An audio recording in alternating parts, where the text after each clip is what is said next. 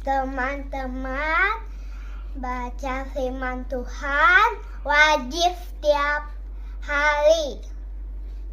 Amin.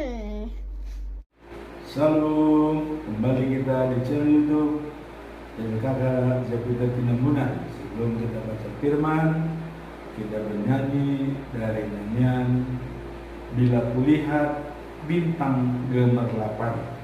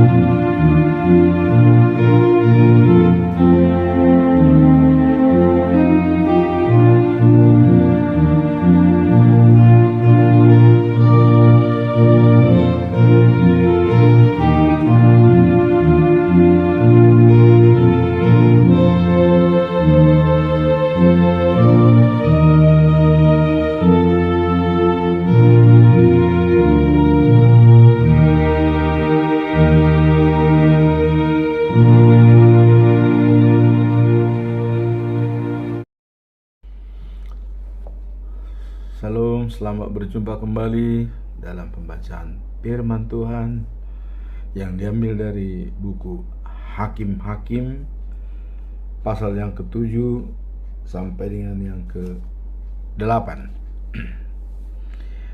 Gideon mengalahkan orang Midian. Suatu hari Gideon dengan semua anak buahnya bangun pagi-pagi sekali. Mereka pergi dan berkemah di dekat sumber air Harod. Perkemahan orang Midian berada di sebelah utara dari mereka, di lembah dekat bukit More.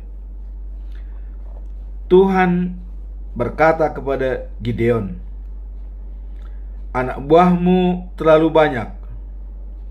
Aku tak mau memberikan kemenangan kepada mereka atas orang Midian, sebab nanti mereka pikir mereka menang karena kekuatan sendiri, sehingga mereka tidak memuji aku. Jadi umumkanlah kepada anak buahmu, siapa yang merasa takut harus cepat-cepat meninggalkan gunung Gilead ini dan kembali ke rumahnya." Maka ada 22.000 orang yang pulang dan hanya 10.000 yang tinggal. Lalu Tuhan berkata lagi kepada Gideon, "Anak buahmu masih terlalu banyak. Bawalah mereka ke sungai. Di sana aku akan menyaring mereka untuk engkau jika aku berkata kepadamu, 'Orang itu harus pergi dengan engkau.' Ia harus pergi, tetapi jika aku berkata, 'Orang ini tidak boleh pergi dengan engkau,' ia tidak boleh pergi." Maka Gideon membawa orang-orang itu ke sungai. Lalu Tuhan berkata kepada Gideon, "Orang yang menjilat air seperti anjing harus kau pisahkan dari orang yang berlutut untuk minum." Maka ada 300 orang yang menjilat air dari tangannya. Semua yang lain berlutut untuk minum. Kemudian Tuhan berkata kepada Gideon, "Dengan ke-300 orang yang menjilat air itu, aku akan membebaskan kamu dengan memberikan kemenangan kepadamu atas orang Midian. Suruhlah yang lainnya pulang." Karena itu Gideon menyuruh semua orang Israel yang lain pulang, kecuali yang 300 itu. Semua bekal dan trompet diambil dari orang-orang yang pulang itu. Orang Midian berada di lembah di bawah tempat orang Israel berkemah. Malam itu Tuhan berkata kepada Gideon, "Bangun, Gideon, pergilah menyerang perkemahan orang Midian. Aku memberikan kemenangan kepadamu atas mereka. Tetapi kalau takut, ajaklah Pura, hambamu itu, pergi bersama-sama ke perkemahan musuh. Nanti kau akan mendengar apa yang dipercakapkan musuh, dan hal itu akan menjadikan engkau berani menyerang." Lalu pergilah Gideon dengan Pura ke perbatasan perkemahan musuh. Orang Midian, Amalek, dan orang-orang lainnya dari padang pasir tersebar di mana-mana di lembah itu. Kelihatannya seperti belalang yang berkerumun. Unta-unta mereka banyak sekali seperti pasir di pinggir pantai. Ketika Gideon tiba di sana, ia mendengar seorang sedang menceritakan mimpinya kepada kawannya. Orang itu berkata begini, "Saya bermimpi ada seketul roti terguling-guling masuk ke perkemahan kita, lalu melanggar sebuah kemah. Kemah itu roboh sampai menjadi serata tanah." Kawannya menjawab, "Wah, itu pasti pedang." Gideon, anak Yoas, orang Israel itu. Berarti Allah sudah memberikan kemenangan kepadanya atas orang Midian dan seluruh angkatan perang kita. Ketika Gideon mendengar tentang mimpi orang itu dan artinya, ia pun sujud menyembah Allah. Kemudian ia kembali ke perkemahan Israel dan berkata, "Bersiap-siaplah, Tuhan memberikan kemenangan kepadamu atas angkatan perang Midian." Lalu Gideon membagi ke 300 anak buahnya menjadi 3 regu.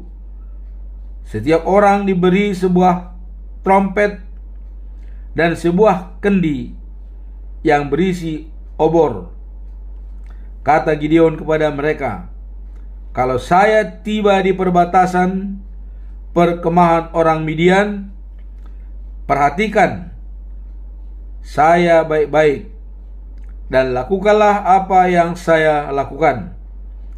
Apabila saya dan regu saya meniup trompet, kalian juga harus meniup trompetmu. Lalu kalian harus berteriak di sekeliling perkemahan itu untuk Tuhan dan untuk Gideon." Menjelang tengah malam, Gideon dan orang-orangnya tiba di perbatasan perkemahan musuh. Pada waktu itu, orang yang mengawal perkemahan itu baru saja berganti jaga. Lalu Gideon dan regunya meniup trompet dan memecahkan kendi-kendi mereka. Kedua regu yang lainnya berbuat begitu juga. Lalu mereka semuanya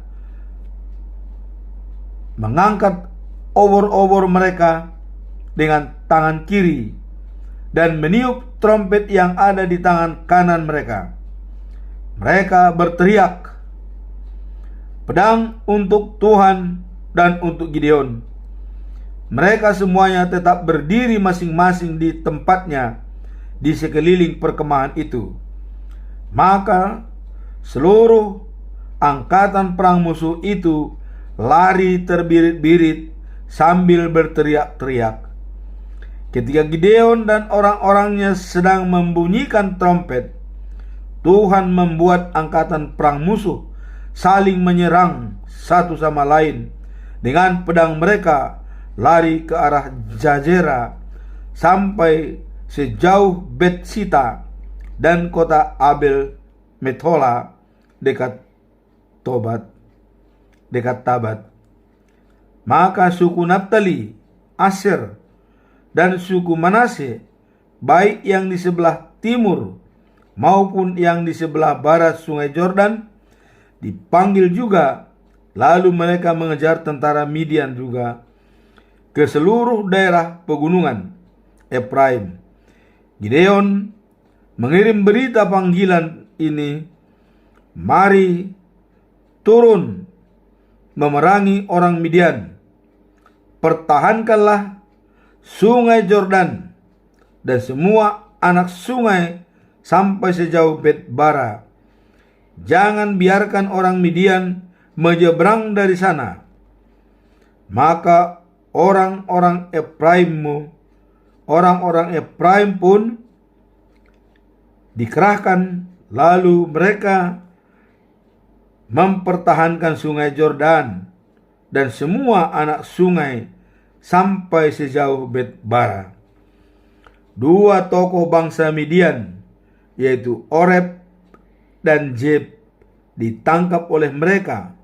Oreb dibunuh di batu Oreb dan Zerab dibunuh di tempat pemerasan anggur Zeb.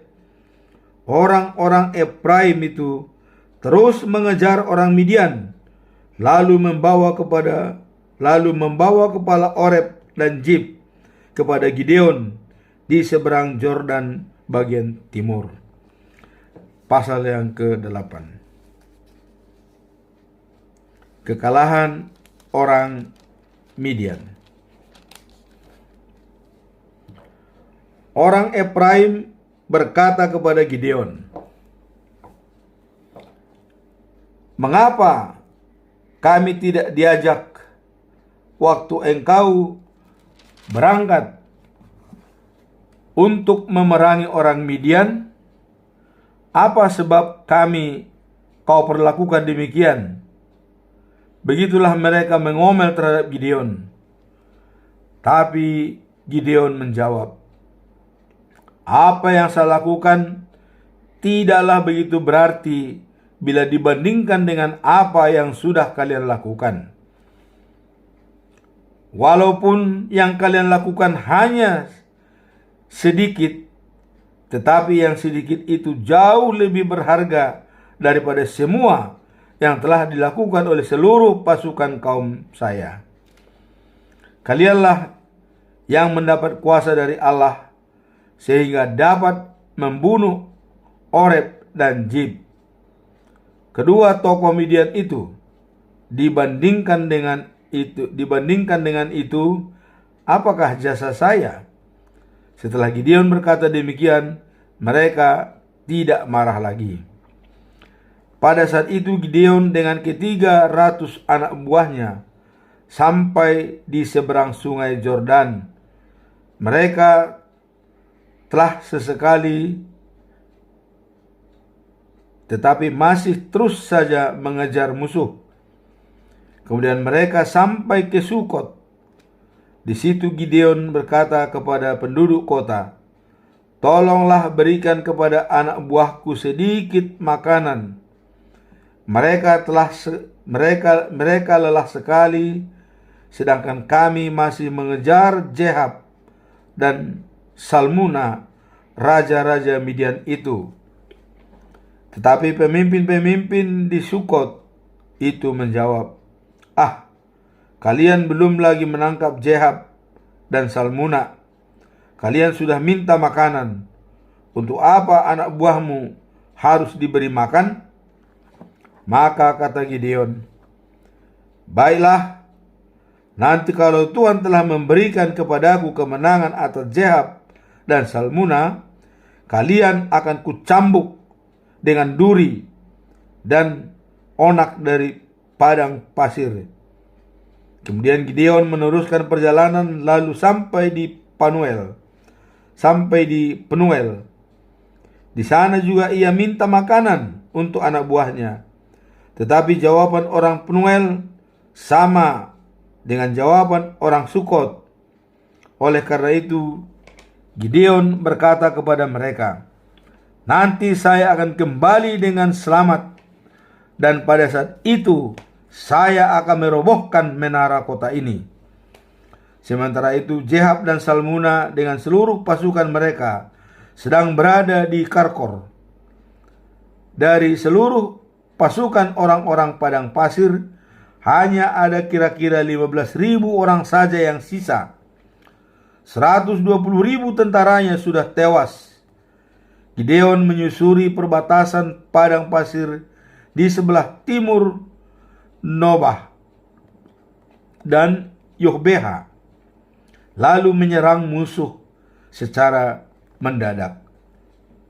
Jehab dan Salmuna, kedua raja Midian itu, lari, tetapi Gideon mengejar dan menangkap mereka, sehingga seluruh angkatan perang mereka menjadi panik. Kemudian dalam perjalanan pulang dari pertempuran, Gideon mengambil jalan yang melewati pendakian Heres. Di situ ia menangkap seorang muda dari Sukot. Lalu ia menanyai orang itu tentang nama-nama para pemuka di Sukot. Maka orang itu menuliskan nama-nama itu untuk Gideon. Semuanya ada 77 orang.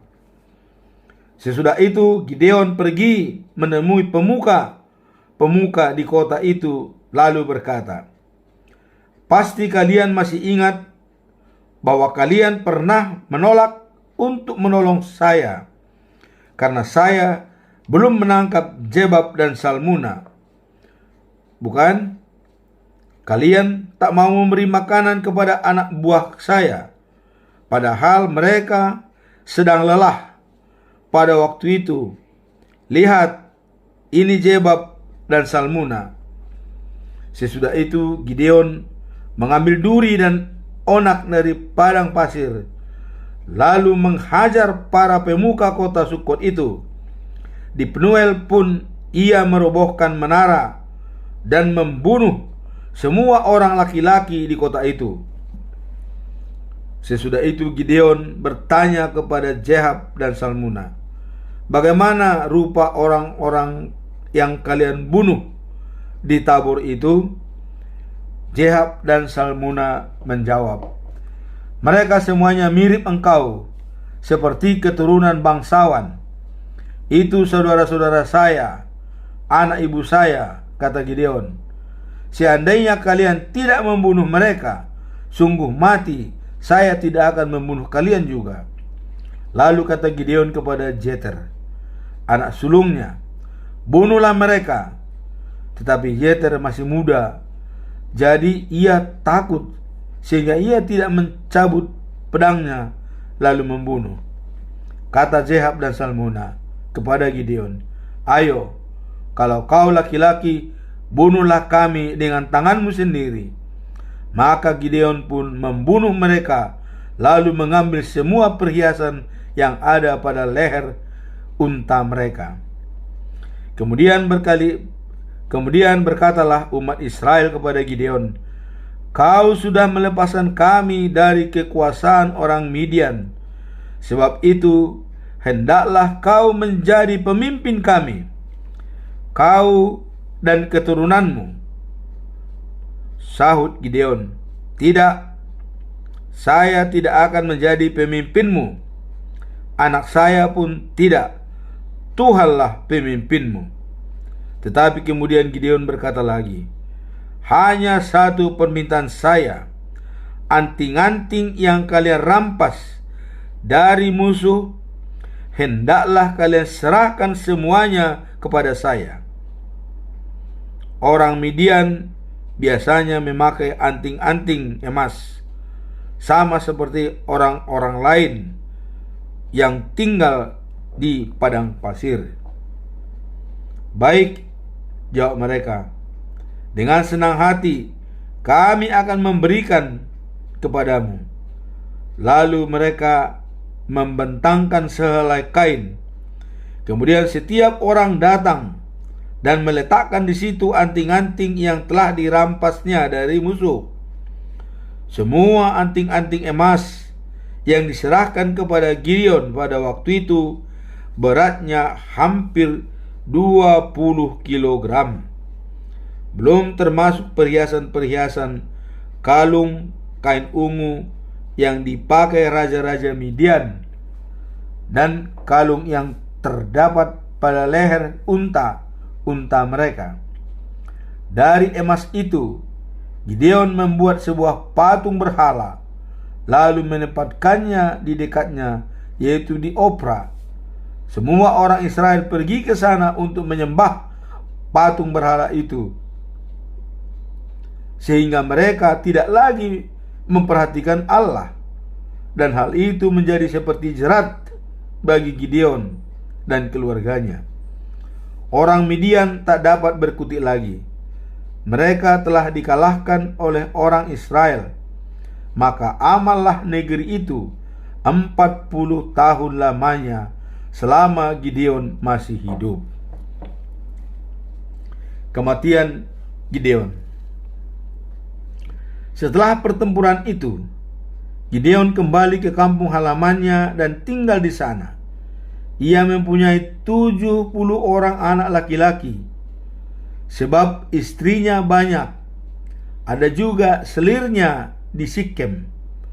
Dari selirnya ini ia mendapat seorang anak laki-laki yang dinamainya Abimelek. Setelah lanjut sekali usianya, barulah Gideon anak Yoas meninggal. Ia dimakamkan di kuburan Yoas ayahnya. Kuburan itu terletak di Opra, yaitu kota kaum Abiezer. Setelah Gideon meninggal, orang Israel tidak setia lagi kepada Allah. Mereka menyembah dewa-dewa Baal dan menjadikan Baal Berit dewa mereka. Mereka tidak beribadat lagi kepada Allah, Tuhan mereka, yang telah melepaskan mereka dari kekuatan semua musuh di sekeliling mereka. Mereka juga tidak membalas budi kepada keluarga Gideon atas segala jasa Gideon bagi umat Israel. Demikianlah bacaan firman Tuhan pada saat ini. Semoga menjadi perhatian bagi kita, ya, di mana Gideon tadinya pengikut Tuhan, tapi setelah dia menang melawan Midian, bahkan membangun patung-patung Baal, ya, yang dikumpulkan dari anting-anting emas yang 20 kg dari Midian. Mari kita lihat untuk selanjutnya nanti mengenai Abimelek, anak Gideon dari saudarinya. Sekian, dan Tuhan memberkati. Amin. Comment and share. Bye. Thank you for watching.